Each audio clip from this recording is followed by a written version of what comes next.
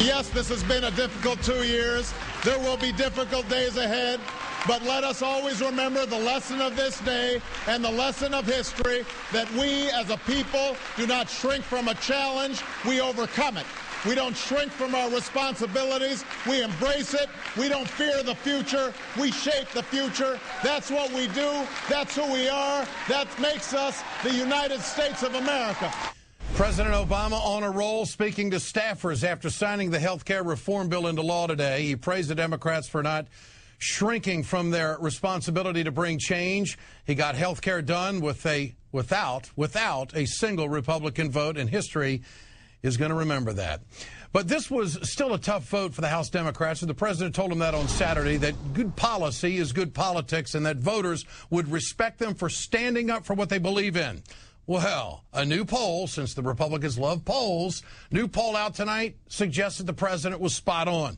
USA Today Gallup poll people after reform passed the House. 49% of the people say it was a good thing, while 40% said it was a bad thing. Joining me now is Maryland Congressman Chris Van Hollen. He's the chairman of the DCCC and assistant to House Speaker Nancy Pelosi. Congressman, congratulations. Ed, it's great to be with you on this historic day. It certainly is. And you were up on in that room, and it had to be quite a feeling to see that unfold and to have this actually happen. But, of course, the Republicans are saying it's Armageddon, and John McCain says there'll be no cooperation. What's the memo say on your desk to the people who are running for office on the Democratic ticket?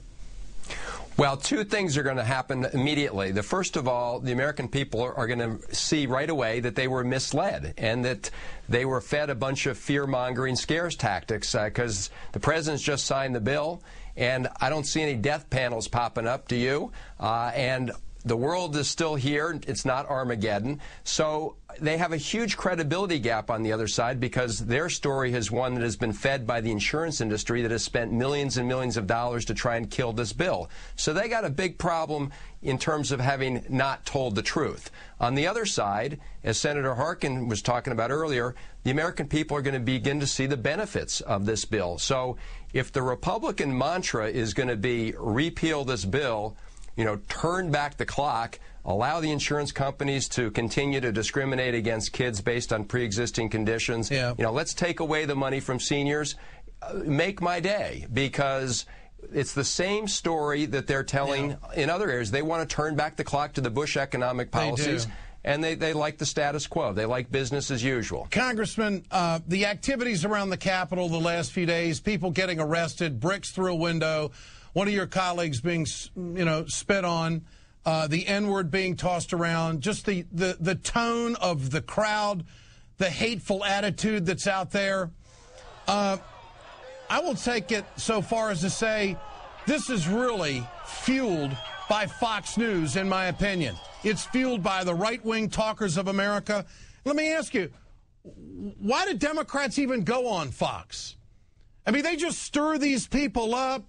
I mean, why don't the Democrats, and I'm asking you a serious question here, why send any of your candidates over to be interviewed by anybody on Fox when they wanted to kill this health care reform bill? It's everything negative about President Obama.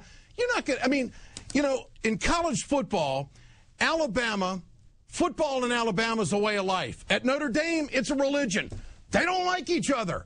You're not going to convince somebody from the Irish to go root for Alabama, vice versa. So why do the Democrats even go on Fox News? It frustrates the hell out of progressives when you do. Well, Ed, look, no one's under any illusions that they're going to change Fox News, that they're going to change the orientation of the channel. But the fact of the matter is there are many people who watch Fox News who are fair-minded people, and the hope is that maybe you can break through, get a kernel of truth through the airwaves and communicate with people. That's a theory that you think fair-minded people watch them. I mean, look at the activity of the people. I mean, they stir this stuff up. Beck feeds on this stuff. Limbaugh said on his program yesterday, we got to get rid of these bastards. That's what he said, speaking of you and other Democrats. I mean, you got the majority. You've got enough media out there. You don't need them. Look, nobody is going on Rush Limbaugh's show. No one's going on Glenn Beck's show.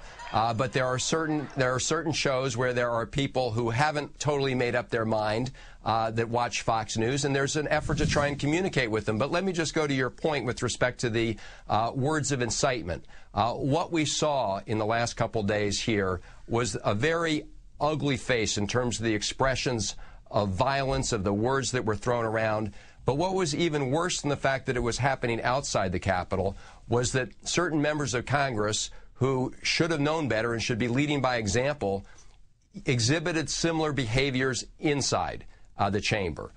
When we had a member, but they Republican apologized for that, Chris. I mean, the Republicans apologized for it. They didn't mean to say that. No, right. And that's why within a couple hours, as you may have heard, that same member who said baby killer started a Facebook page to raise money, to raise cash off his statement.